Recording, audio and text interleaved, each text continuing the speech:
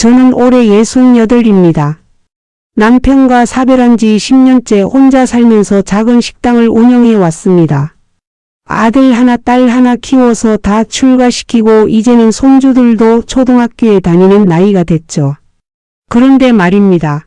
제 인생에서 가장 힘들었던 시기는 남편이 세상을 떠난 직후도 아니고 사업이 어려워서 빚에 쪼들렸던 그때도 아니었습니다. 바로 작년 딸아이 수진이가 이혼하겠다고 집으로 돌아온 그날부터였습니다. 수진이는 제 자랑이었습니다.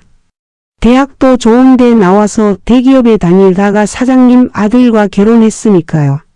시댁도 부유했고 사이도 착했습니다. 적어도 제가 보기엔 그랬어요. 결혼한 지 10년 동안 수진이는 아이 둘 낳고 전업주부로 살았습니다. 가끔 제 식당에 들러서 애들 데리고 밥 먹으러 왔을 때 수진이는 늘 행복해 보였거든요. 그런데 그게 다 거짓이었다는 걸 저는 너무 늦게 알았습니다.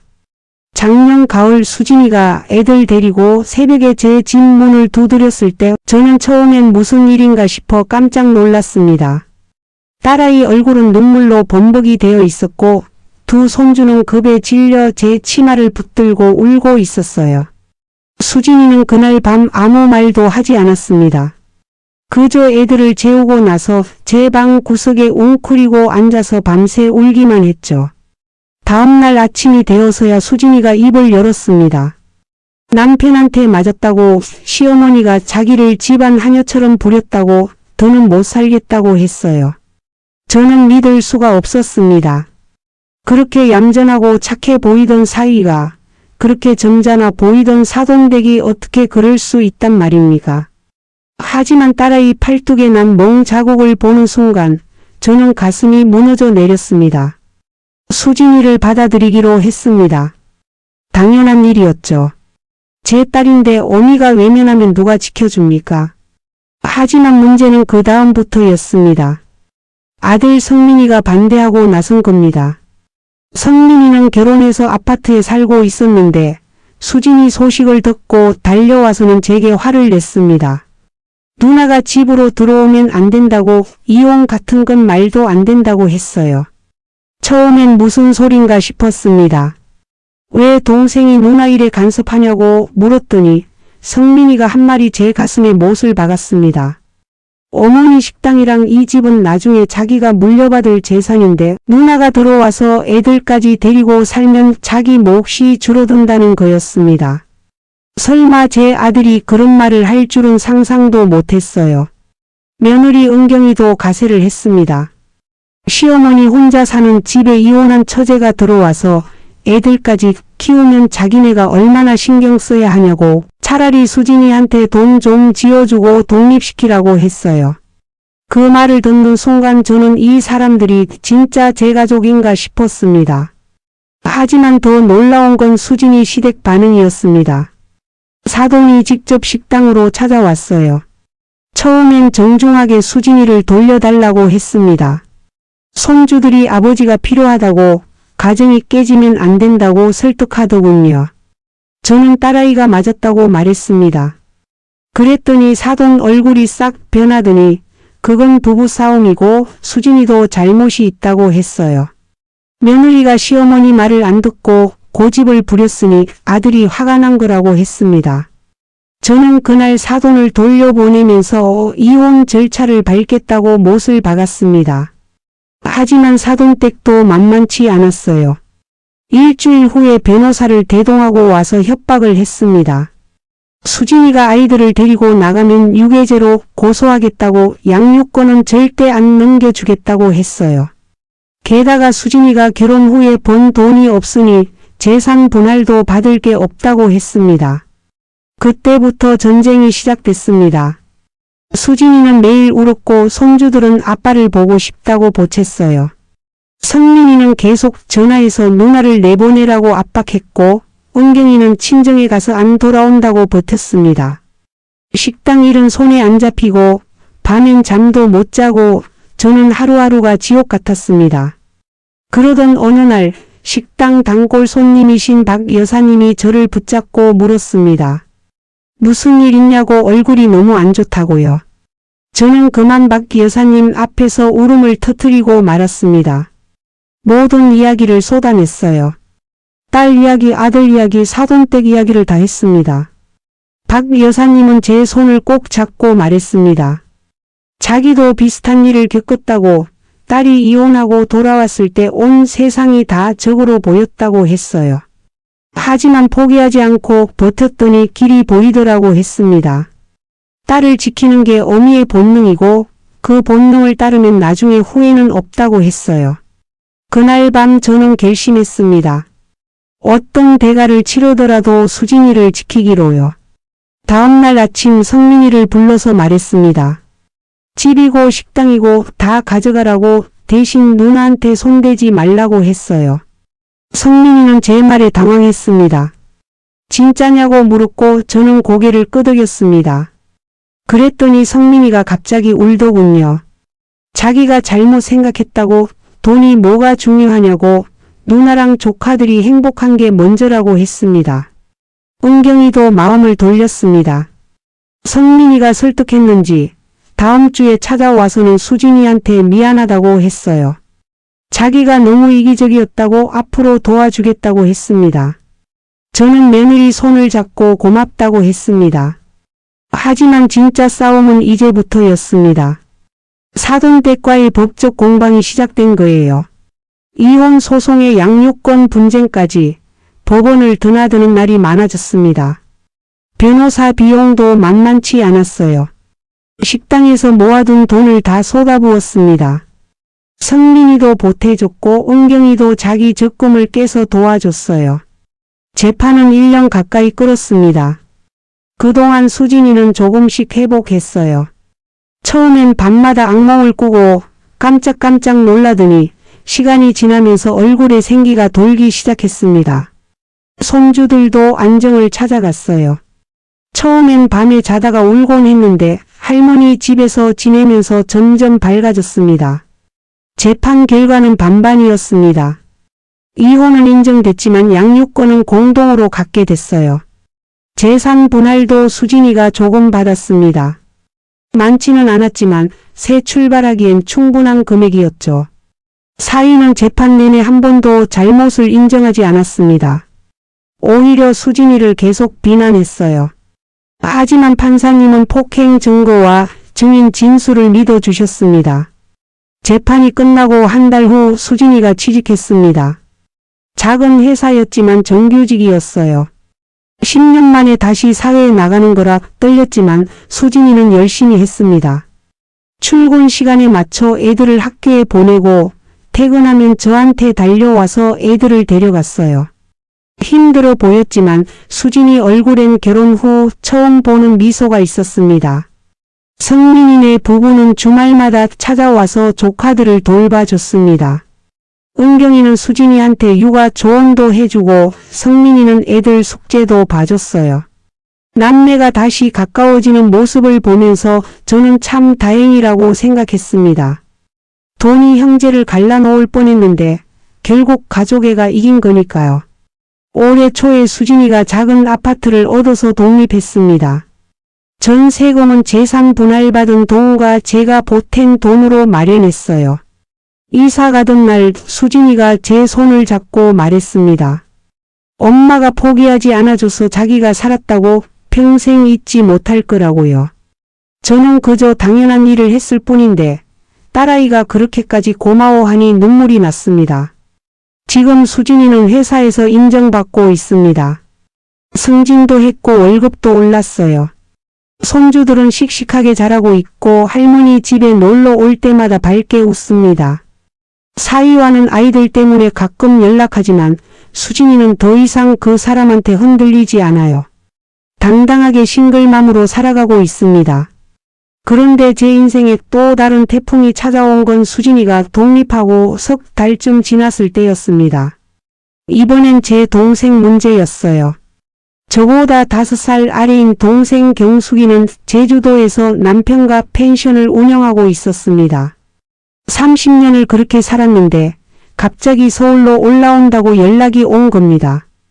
경숙이가 서울역에 내렸을 때 저는 깜짝 놀랐습니다. 언니 사는 게 힘들다면서 왜 나는 편하게 사냐고 따졌거든요. 처음엔 무슨 소린가 싶었어요. 펜션 장사가 잘 된다고 자랑하던 동생이 갑자기 왜 이러나 싶었죠. 그런데 이야기를 듣고 보니 펜션은 진작에 망했고 빚만 5억이 넘게 남았다고 했습니다. 경숙이 남편이 투자 사기를 당했대요.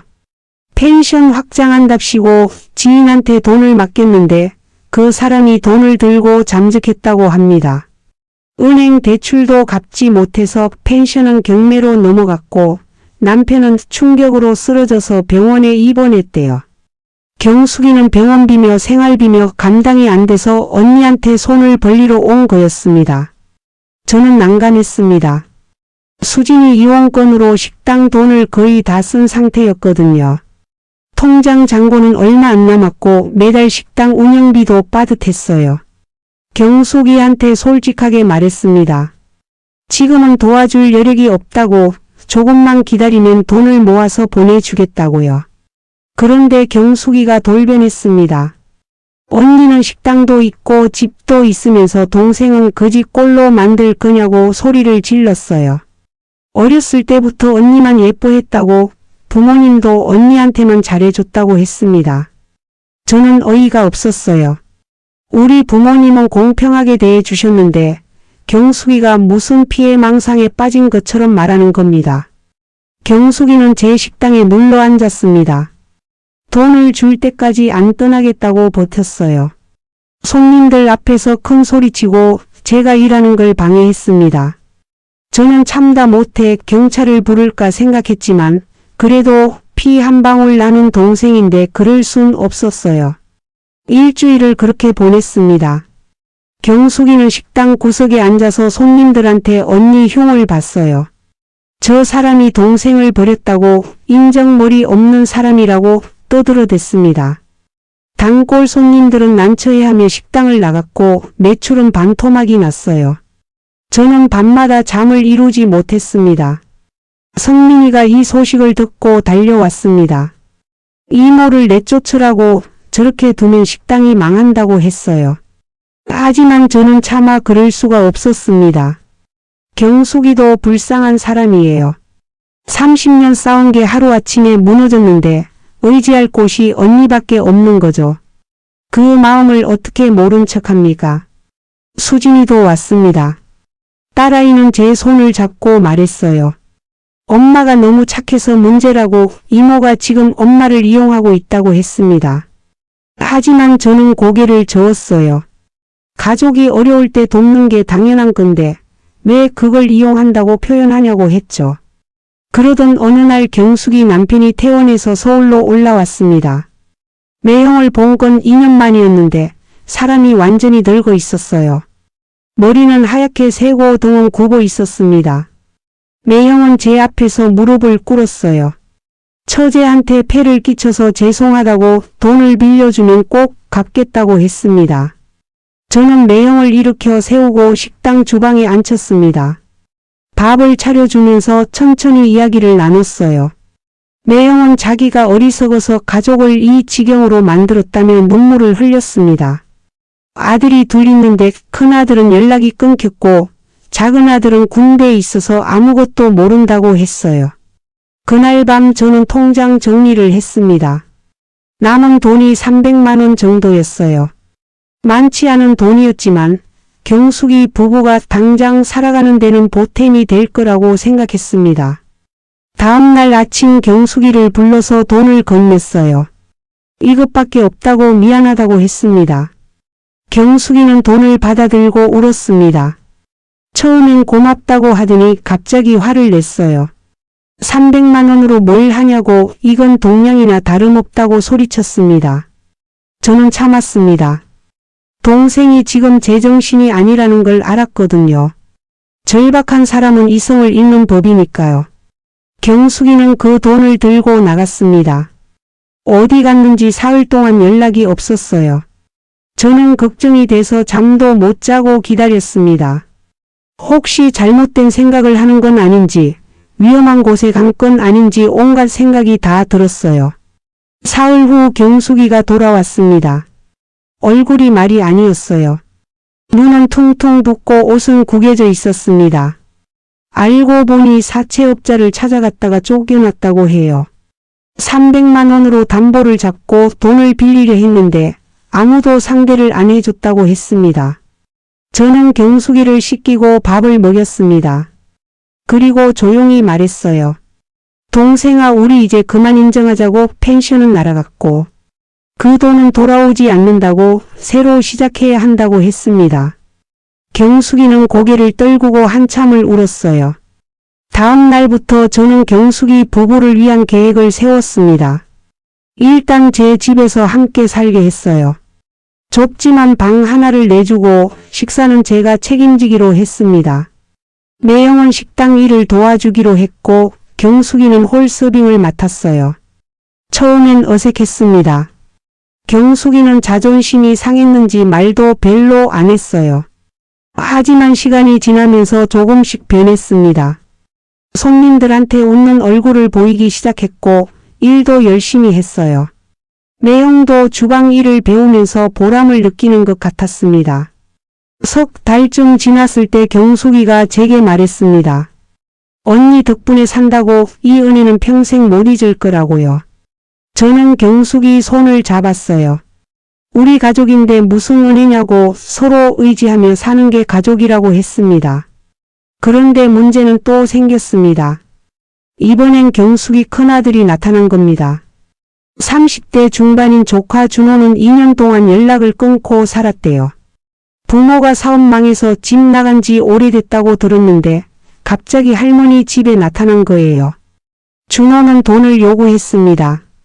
부모가 자기한테 신경도 안 쓰고 살았으니 이제 책임지고 돈을 내놓으라고 했어요. 경숙이는 아들 앞에서 무릎을 꿇었습니다. 미안하다고, 지금은 돈이 없다고 빌었어요.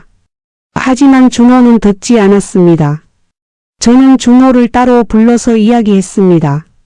조카야, 내 부모가 지금 얼마나 힘든지 아냐고, 너라도 힘이 되어줘야 하지 않겠냐고 했어요. 하지만 준호는 비웃었습니다. 이모는 모른다고, 자기가 얼마나 고생했는지 모른다고 했습니다. 준호는 어렸을 때부터 부모한테 방치됐다고 했어요. 펜션 일이 바빠서 아이들은 돌보지도 않고 돈만 벌 생각을 했다고 합니다. 학교 행사에도 안 오고 생일도 안 챙겨줬다고 했어요. 그래서 일찍 집을 나왔고 혼자 힘으로 살아왔다고 했습니다. 저는 조카 말을 듣고 가슴이 아팠습니다. 경숙이가 펜션 일에 매달린 건 가족을 위해서였을 텐데 정작 아들은 상처를 받았던 거예요. 부모 마음과 자식 마음이 어긋난 비극이었습니다. 준호는 일주일에 한 번씩 찾아와서 돈을 요구했습니다. 경숙이는 그때마다 식당에서 번 일당을 조카한테 줬어요. 저는 말렸지만 경숙이는 듣지 않았습니다. 아들한테 미안한 마음이 크다고 이라도 해줘야 한다고 했어요. 그러던 어느 날 성민이가 준호를 붙잡았습니다. 식당 앞에서 돈을 뜯어가려는 걸 보고 화가 났던 거죠. 성민이는 준호한테 말했어요. 부모가 힘들 때 자식이 도와야지, 어떻게 약점을 잡아서 돈을 뜯어가냐고 했습니다. 준호는 성민이 말에 발끈했습니다. 사촌 형이 뭘 안다고 나서냐고, 자기 인생을 살아보지도 않고 함부로 판단하지 말라고 소리쳤어요. 성민이도 지지 않고 맞섰습니다. 두 사람이 식당 앞에서 몸싸움까지 벌이는 바람에 저는 황급히 말렸어요. 지나가던 행인들이 쳐다보고 단골 손님들까지 나와서 구경하는 통에 저는 얼굴을 들 수가 없었습니다. 그날 밤 집에서 가족 회의를 했습니다. 성민이와 수진이, 경숙이 부부, 그리고 저까지 모여 앉았어요. 성민이가 먼저 입을 열었습니다. 준호를 이대로 두면 안 된다고, 이모 돈을 다 뺏어갈 거라고 했어요. 수진이도 거들었습니다. 준호가 지금 하는 행동은 효도가 아니라 협박이라고 선을 그어야 한다고 했죠. 하지만 경숙이는 고개를 저었습니다. 아들이 그렇게 된 건 다 자기 잘못이라고, 어렸을 때 제대로 돌봐주지 못해서 마음에 상처를 입혔다고 했어요. 그러니 지금이라도 채워줘야 한다고 했습니다. 매형도 아내 편을 들었어요. 부모가 자식한테 빚진 마음으로 사는데 어떻게 외면하겠냐고 했습니다. 저는 한숨을 쉬었습니다. 부모 마음이야 충분히 이해가 됐어요. 하지만 준호가 지금 하는 짓은 부모 마음을 이용하는 거였습니다. 진짜 효도는 부모가 힘들 때 함께 어려움을 나누는 건데 준호는 오히려 부모를 더 힘들게 만들고 있었어요. 다음 주에 준호가 또 찾아왔습니다. 이번엔 여자친구를 데리고 왔더군요.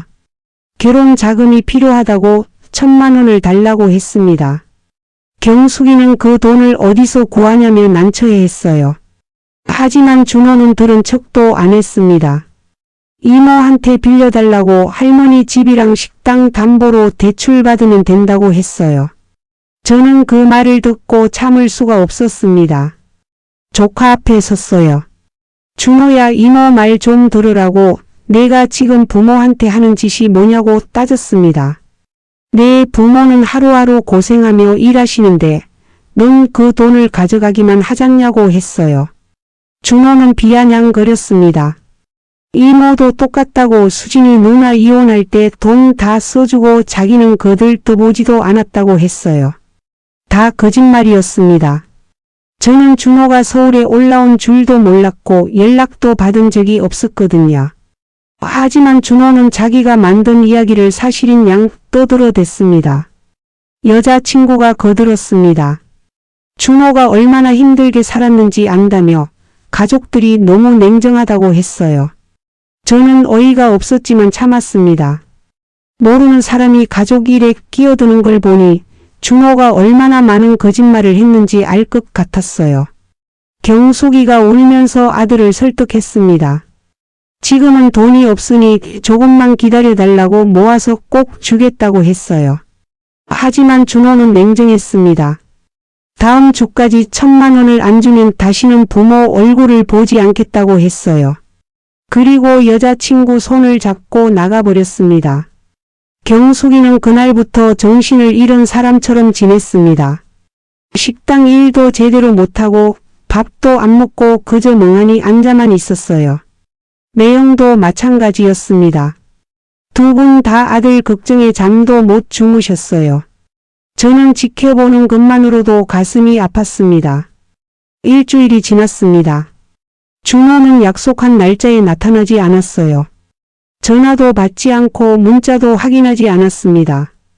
경숙이는 아들이 정말로 연을 끊은 거라며 하루 종일 울었어요. 매형도 자책했습니다. 자기가 무능해서 자식한테 이런 대접을 받는다고 차라리 죽고 싶다고 했어요. 저는 두 분을 붙들고 정신 차리라고 했습니다. 준호가 잘못된 건 맞지만 부모가 무너지면 안 된다고 했어요. 지금이라도 바로 서서 새로 시작해야 한다고, 자식 때문에 인생을 포기하면 안 된다고 했습니다.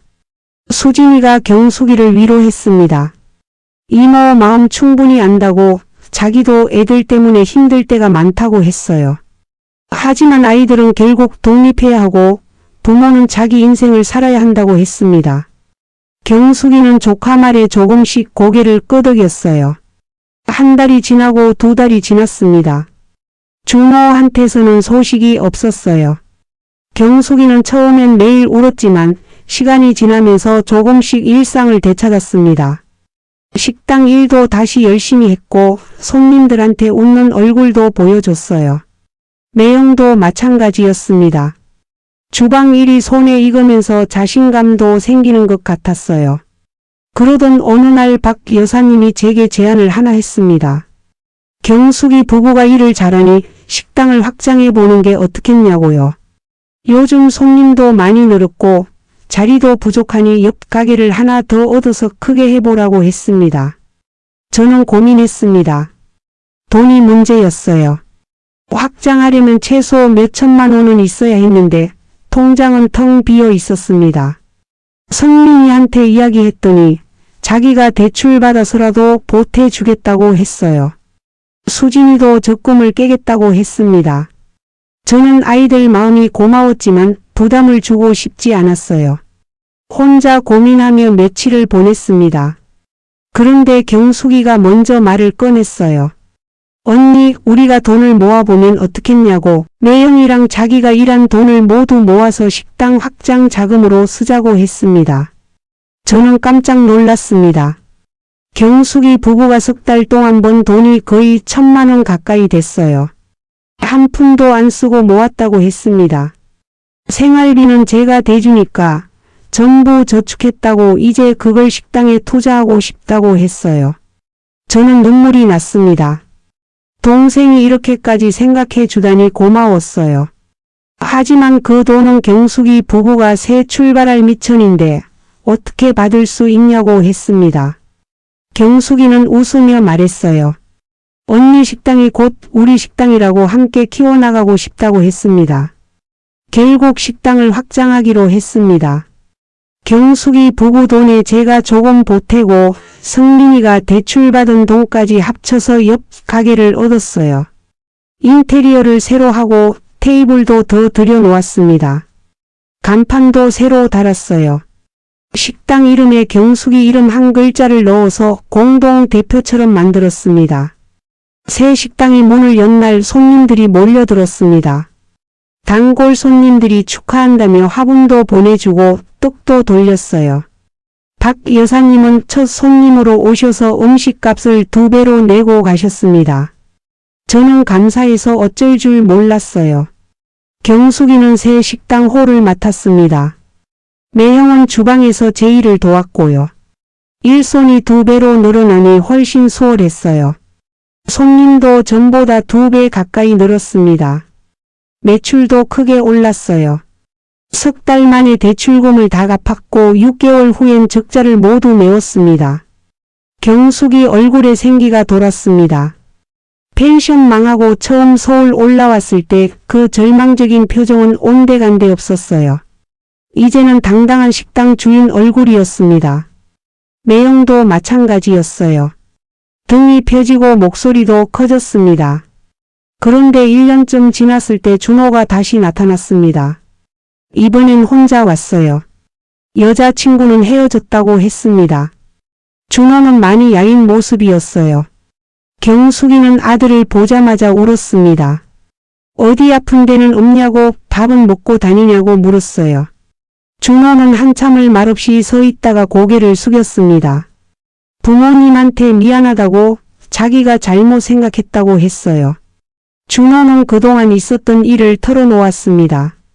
여자친구한테 1,000만 원을 빌려서 줬는데 그 여자가 돈을 들고 다른 남자한테 갔다고 해요. 결혼은 거짓말이었고 처음부터 돈만 노린 거였답니다. 준호는 그제야 정신을 차렸다고 했어요. 자기가 부모한테 똑같은 짓을 했다는 걸 깨달았다고 했습니다. 경숙이는 아들을 꼭 안았습니다. 괜찮다고 살아서 돌아온 게 어디냐고 울면서 말했어요. 매형도 아들 어깨를 두드렸습니다. 저는 조카를 보면서 복잡한 마음이 들었어요. 미워할 수도 없고 그렇다고 쉽게 용서할 수도 없었습니다. 준호는 식당에서 일하겠다고 했습니다. 부모님 밑에서 배우면서 빚을 갚고 싶다고 했어요. 경숙이는 당연하다는 듯이 고개를 끄덕였지만 저는 조심스러웠습니다. 성민이한테 물었더니 아들은 단호했어요. 준호를 받아들이되 조건을 걸어야 한다고 했습니다. 저는 준호를 따로 불렀습니다. 조카야, 이모가 너를 믿고 기회를 주겠다고 하지만 다시는 부모님을 힘들게 하면 안 된다고 말했어요. 준호는 고개를 숙이고 약속했습니다.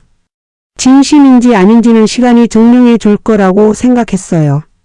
준호는 식당 막내로 들어왔습니다. 설거지부터 시작해서 청소, 심부름까지 닥치는 대로 일했어요. 처음엔 서툴렀지만 점점 손에 익더군요. 손님들한테도 친절했고 일도 성실하게 했습니다. 경숙이는 아들이 일하는 모습을 보면서 매일 행복해했어요. 석 달쯤 지났을 때 준호가 월급을 받았습니다. 300만 원이었는데 준호는 그중 200만 원을 부모님께 드렸어요. 그동안 받은 돈을 조금씩이라도 갚겠다고 했습니다. 경숙이는 받지 않으려 했지만 준호가 고집을 부렸어요. 매형은 아들 손을 잡고 한참을 울었습니다. 그 모습을 보면서 저는 생각했습니다. 사람은 변할 수 있구나. 준호가 진짜 뉘우치고 있구나. 물론 과거의 상처가 다 아물 순 없겠지만 적어도 새로운 시작은 하고 있었어요. 가족이란 게 이런 거 아니겠습니까? 잘못을 용서하고 다시 기회를 주고 함께 일어서는 건 말이에요. 그런데 이번엔 제게 예상치 못한 일이 생겼습니다. 남편 친구분이 식당으로 찾아온 거예요. 돌아가신 남편 동창인 김 사장님이었는데 10년 만에 처음 뵙는 거였습니다. 김 사장님은 제 손을 잡고 말했어요. 사모님이 고생하신다는 소문을 들었다고 늦었지만 도와주고 싶다고 했습니다. 저는 당황했습니다. 무슨 도움 말씀이냐고 물었더니 김 사장님이 프랜차이즈 사업을 하시는데 제 식당을 가맹점으로 만들고 싶다고 했어요. 맛도 좋고 손님도 많으니 여러 지점을 내면 크게 성공할 거라고 했습니다. 저는 고민에 빠졌습니다. 식당을 키우면 돈도 많이 벌고 안정적이겠죠. 하지만 지금처럼 가족끼리 운영하는 작은 식당의 따뜻함은 사라질 것 같았어요. 경숙이한테 물었더니 동생은 언니 뜻을 따르겠다고 했습니다. 성민이는 해보라고 했고 수진이는 신중하게 생각하라고 했어요. 일주일을 고민했습니다. 밤마다 잠 못 이루고 생각했어요. 돌아가신 남편이라면 뭐라고 했을까? 그분은 욕심 없는 사람이었습니다. 돈보다 사람을 중요하게 여겼고 크게 벌기보다 작게라도 행복하게 사는 걸 원했어요.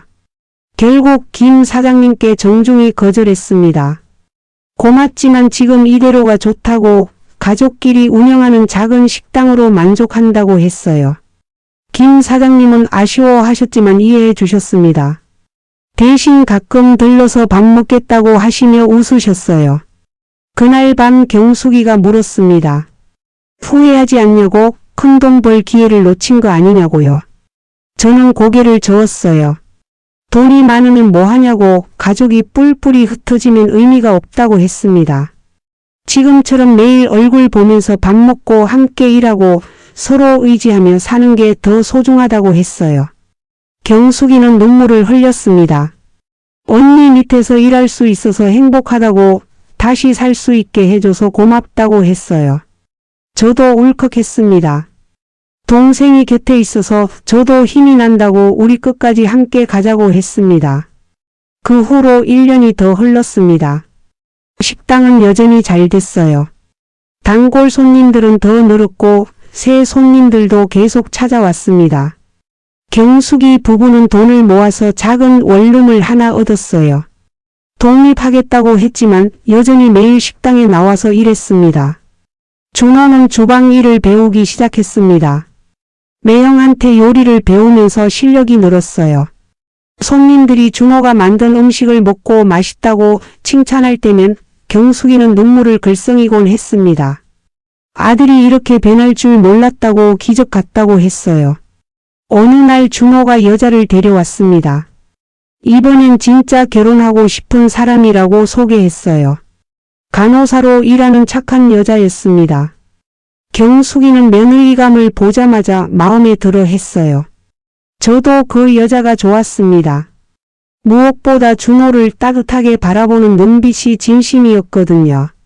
준호는 여자친구 앞에서 부모님께 절을 했습니다. 그동안 불효해서 죄송하다고 이제부터 제대로 된 아들이 되겠다고 했어요. 경숙이와 매형은 아들을 일으켜 세우며 울었습니다. 저도 따라 울었어요. 한때는 원수처럼 지내던 식구들이 이렇게 화해하는 모습이 얼마나 아름답습니까? 수진이도 새로운 사람을 만났습니다. 회사 동료였는데 싱글데디로 혼자 아들을 키우는 남자였어요. 처음엔 조심스러워했지만 시간이 지나면서 마음을 열더군요. 그 남자는 수진이를 정말 소중하게 대했습니다. 수진이 아이들한테도 친아버지처럼 잘해줬어요. 성민이네 부부는 둘째를 가졌습니다. 은경이 배가 불러오는 걸 보니 저도 기뻤어요. 손주가 하나 더 생긴다는 게 얼마나 감사한 일입니까? 성민이는 요즘 아버지가 돼가는 걸 즐기는 것 같았어요. 첫째 키울 때는 일만 하느라 신경을 못 썼는데 이번엔 육아휴직까지 신청했다고 했습니다. 저는 이제 69입니다. 70을 바라보는 나이가 됐지만 하루하루가 감사합니다. 딸은 이혼의 상처를 딛고 새로운 사랑을 찾았고 아들은 가족의 소중함을 깨달았어요. 동생 부부는 절망에서 다시 일어섰고 조카는 방황을 끝내고 제자리를 찾았습니다. 식당 주방에서 국을 끓이다 보면 문득 이런 생각이 듭니다. 인생도 국 끓이는 것과 비슷하구나. 처음엔 찬물에 재료를 넣고 불을 지피죠. 한참을 끓여야 맛이 우러납니다. 중간에 포기하고 불을 끄면 설익은 국이 돼요. 하지만 끝까지 정성껏 끓이면 깊고 진한 맛이 나는 법입니다. 우리 가족도 그랬습니다. 수진이 이혼, 경숙이 파산, 준호 방황, 성민이 갈등까지 끓는 물처럼 뜨겁고 혼란스러운 시간들이었어요. 하지만 포기하지 않고 버텼습니다. 그렇게 버티다 보니 어느새 우리 가족은 단단해졌습니다. 예전처럼 표면적으로만 화목한 게 아니라 진짜 서로를 이해하고 받아들이는 가족이 된 거예요. 상처도 많이 받았고 눈물도 많이 흘렸지만 그 과정을 함께 겪으면서 우리는 더 가까워졌습니다. 요즘 식당에는 웃음소리가 끊이지 않습니다.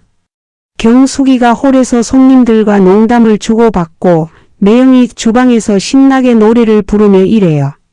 준호는 새로 배운 요리를 손님들한테 자랑스럽게 내놓고 여자친구는 주말마다 와서 설거지를 도와줍니다. 성민이네 가족도 일요일마다 들러서 밥을 먹고 수진이는 새 남자친구와 함께 아이들을 데리고 옵니다. 박 여사님이 어느 날 말씀하셨어요. 이 식당에 오면 기분이 좋아진다고 음식 맛도 맛이지만 가족들이 행복하게 일하는 모습을 보는 게 더 좋다고 하셨습니다. 그 말을 듣고 저는 가슴이 뭉클했어요. 우리가 힘들게 지켜낸 게 이런 거구나 싶었습니다. 지난주에는 준호가 정식으로 청혼했습니다. 식당 문을 닫은 후 가족들을 모아놓고 여자친구 앞에서 무릎을 꿇었어요. 반지를 꺼내며 결혼해달라고 했죠. 여자는 울면서 고개를 끄덕였고 우리 모두 박수를 쳤습니다. 경숙이는 너무 기뻐서 주저앉아 울었어요. 이 날이 올 줄 몰랐다고 아들이 이렇게 제대로 된 사람을 만나다니 꿈만 같다고 했습니다. 결혼식 날짜도 잡았습니다. 석 달 후 봄에 하기로 했어요. 경숙이 부부가 모은 돈으로 준비하겠다고 했는데 저도 보태고 성민이도 도와주겠다고 나섰습니다. 가족 잔치니까 다 같이 준비하는 게 맞다고 했죠. 준호는 고맙다며 우리 한 명 한 명한테 절을 했어요. 그러던 어느 날 저녁 수진이가 식당으로 급하게 달려왔습니다. 얼굴이 상기돼 있었어요. 무슨 일이냐고 물었더니 프로포즈를 받았다고 했습니다. 회사 동료가 정식으로 결혼하자고 했대요. 수진이는 고민 중이라고 했어요. 아이들 생각도 해야 하고 다시 결혼 생활을 할 용기가 나는지 확신이 안 선다고 했습니다. 저는 딸아이 손을 잡고 말했어요. 내 마음이 편하고 행복하면 그게 답이라고 두려워하지 말라고 했습니다. 과거는 과거일 뿐이고 지금 내 앞에 있는 사람이 진심으로 너를 아낀다면 그걸 믿어보는 것도 용기라고 했어요. 수진이는 한참을 생각하더니 고개를 끄덕였습니다. 해보겠다고 다시 한번 믿어보겠다고 했어요. 일주일 후 수진이가 그 남자를 데리고 왔습니다. 45살이 차분한 남자였어요. 초등학교 3학년 아들이 있다고 했습니다. 그 남자는 제 앞에서 정중하게 인사했어요. 수진이를 정말 사랑한다고 아이들도 친자식처럼 아끼겠다고 행복하게 해주겠다고 약속했습니다. 저는 그 남자 눈을 똑바로 보면서 물었어요. 힘들 때도 포기하지 않을 수 있냐고. 수진이가 또 상처받으면 안 된다고 했습니다. 남자는 단호하게 대답했습니다. 절대 그런 일은 없을 거라고. 자기도 이혼을 겪어봐서 그 고통을 안다고. 수진이한테 다시는 그런 아픔을 주지 않겠다고 했어요. 저는 그 남자 진심을 느낄 수 있었습니다. 수진이를 바라보는 눈빛이 따뜻했거든요. 성민이도 매형될 사람을 만났습니다. 처음엔 누나 재혼을 걱정했지만 그 남자를 직접 만나보고는 마음을 놓았어요. 은경이도 좋은 사람이라며 축복해 줬습니다. 가족들이 모두 찬성하니 수진이도 확신이 생긴 것 같았어요. 그렇게 우리 집에는 경사가 겹쳤습니다. 준호 결혼, 수진이 재혼, 성민이네 둘째 출산까지요. 1년에 기쁜 일이 3개나 생긴 겁니다. 저는 바쁘지만 행복했어요. 준호 결혼 준비도 도와주고 수진이 결혼 준비도 함께하고 손주 태어나면 또 돌봐줘야 하니까요. 경숙이는 요즘 행복에 겨워 있습니다. 며느리가 생긴다는 게 그렇게 기쁜 일인지 매일 웃고 다녀요. 시집 올 여자를 위해 이것저것 준비하면서 신이 났습니다. 매형도 마찬가지예요. 아들 결혼식 날 뭘 입을지 벌써부터 고민하고 계십니다. 준호는 완전히 달라졌습니다. 예전에 삐딱한 모습은 온데간데 없고 이제는 책임감 있는 어른이 됐어요. 식당 일도 열심히 하고 부모님한테 효도도 하고 여자친구한테도 잘합니다. 가끔 제가 보기에도 기특할 정도예요. 어느 날 준호가 제게 와서 말했습니다. 이모 덕분에 새 인생을 살게 됐다고. 이모가 포기하지 않고 부모님을 도와줘서 자기도 다시 돌아올 수 있었다고 했어요. 저는 준호 어깨를 토닥였습니다. 내가 스스로 깨달은 거라고. 이모는 그저 기회를 준 것뿐이라고 했죠. 준호 결혼식 날이 왔습니다. 봄볕이 따스한 날이었어요. 식당을 하루 쉬고 우리 가족 모두 식장에 갔습니다. 경숙이는 한복을 곱게 차려입고 매형은 양복을 빼입었어요. 준호는 턱시도를 입고 신부를 기다렸고 신부는 웨딩드레스를 입고 눈부시게 아름다웠습니다. 신랑 신부가 부모님께 절할 때 경숙이는 소리내어 울었습니다. 매형도 눈물을 참지 못했어요. 저도 울었고 수진이도 울었고 성민이도 눈시울을 붉혔습니다. 한때는 불가능해 보였던 이 순간이 이렇게 현실이 되다니 기적 같았습니다. 피로 연장해서 준호가 마이크를 잡았습니다. 하객들 앞에서 부모님께 감사 인사를 했어요. 방황하던 자식을 끝까지 기다려줘서 고맙다고, 포기하지 않아줘서 고맙다고 했습니다. 그리고 이모한테도 감사하다고. 이모가 없었으면 지금의 자기는 없었을 거라고 했어요. 하객들이 박수를 쳤습니다. 경숙이는 행복한 얼굴로 눈물을 닦았어요. 저는 조카를 보면서 생각했습니다. 사람은 정말 변할 수 있구나. 끝까지 포기하지 않으면 기적은 일어나는구나. 한 달 후 수진이 결혼식도 치렀습니다. 작은 식장에서 가족과 가까운 친구들만 모여서 조촐하게 했어요. 수진이는 소박한 드레스를 입고 행복해 보였습니다. 신랑은 수진이를 보는 눈빛이 너무 다정했어요. 아이들도 새아빠를 좋아하는 것 같았습니다. 식이 끝나고 수진이가 제게 말했어요. 엄마가 자기를 지켜줘서 오늘이 있다고, 포기하지 않아줘서 다시 사랑할 수 있게 됐다고 했습니다. 저는 딸을 꼭 안았어요. 내가 행복하면 엄마는 그것으로 충분하다고, 앞으로도 계속 행복하라고 했습니다. 성민이네 둘째도 무사히 태어났습니다. 건강한 딸이었어요. 은경이는 출산 후에도 씩씩했고 성민이는 딸바보가 됐습니다. 저는 또 손주가 생겨서 기뻤어요. 병원에 가서 갓난아기를 안아보니 가슴이 벅찼습니다. 이제 저는 7명의 손주를 둔 할머니가 됐습니다. 수진이 아이 둘, 성민이 아이 둘, 수진이 새 남편 아들 하나, 준호 아내배 속의 아기 하나, 그리고 성민이네 둘째까지요. 모두 제 손주들이에요. 피가 섞였든 안 섞였든 가족이 된 순간부터 다 똑같은 제 손주입니다. 요즘 일요일이면 식당에 다 모입니다. 문을 닫고 우리끼리만 모여서 밥을 먹어요. 준호 부부, 수진이 부부, 성민이 가족, 경숙이 부부, 그리고 저까지 모두 합치면 15명이 넘습니다. 큰 테이블에 둘러앉아 밥 먹는 모습을 보면 저는 가슴이 벅차옵니다. 아이들은 뛰어놀고 어른들은 이야기 나누고 웃음소리가 식당 안을 가득 채웁니다. 이게 바로 제가 지키고 싶었던 거예요. 돈도 중요하고 명예도 중요하지만 결국 가장 소중한 건 가족입니다. 함께 밥 먹고 함께 웃고 서로 의지하며 사는 것, 그게 진짜 행복이 아니겠습니까? 지난주에 박 여사님이 물으셨어요.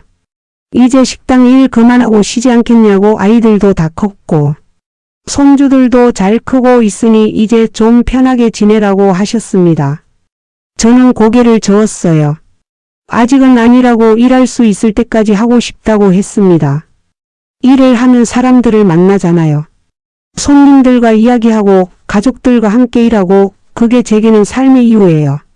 집에 앉아만 있으면 늙는 것 같고 일하면 살아있는 것 같습니다. 물론 예전처럼 혼자 다 하진 않아요. 경숙이 부부가 있고 준호도 돕고 주말엔 성민이도 와서 거들어줍니다. 얼마 전 경숙이가 말했어요. 언니 덕분에 인생을 다시 시작할 수 있었다고. 펜션 망하고 절망했을 때 언니가 손 잡아줘서 지금 여기까지 왔다고 했습니다. 저는 웃으며 대답했어요. 서로 덕분이라고. 동생이 와줘서 저도 힘이 났다고. 혼자였으면 훨씬 외로웠을 거라고 했습니다. 사실 그게 진심이에요. 경숙이 부부가 와서 함께 일하니까 식당도 잘 되고 저도 덜 외롭습니다. 가족이 곁에 있다는 게 얼마나 큰 힘인지 새삼 느껴요. 젊었을 때는 몰랐는데 나이 들수록 가족의 소중함을 더 깊이 느낍니다. 이제 곧 70이 됩니다. 많이 늙었어요. 허리도 아프고 무릎도 시큰거립니다. 하지만 마음만은 젊어요. 손주들 보면 힘이 나고 아이들 행복한 모습 보면 가슴이 벅차오릅니다. 이게 바로 할머니의 행복이 아니겠습니까? 포기하지 않길 잘했다고 생각합니다. 수진이 이혼할 때, 경숙이 빚더미에 올라앉았을 때, 준호가 방황할 때, 성민이가 갈등할 때 모두 힘들었지만 포기하지 않았어요. 끝까지 버티고 기다렸습니다. 그랬더니 기적처럼 길이 열렸어요. 여러분께 말하고 싶습니다. 인생이 힘들어도 포기하지 마세요. 가족 때문에 힘들어도, 자식 때문에 속상해도, 형제 때문에 화나도 포기하지 마세요. 시간이 지나면 다 풀립니다. 사람은 변하고 상황도 변하고 마음도 변합니다. 지금 절망적이어도 내일은 달라질 수 있어요. 제가 그랬습니다. 70평생 살면서 이렇게 힘든 적도 없었고 이렇게 행복한 적도 없었어요. 지금 이 순간 저는 세상에서 가장 부자입니다. 돈이 많아서가 아니라 사랑하는 가족이 많아서요. 건강한 아이들이 있고 예쁜 손주들이 있고 든든한 동생이 있습니다. 이보다 더 큰 축복이 어디 있겠습니까? 포기하지 않는 당신에게도 반드시 봄날이 올 겁니다. 저를 믿으세요.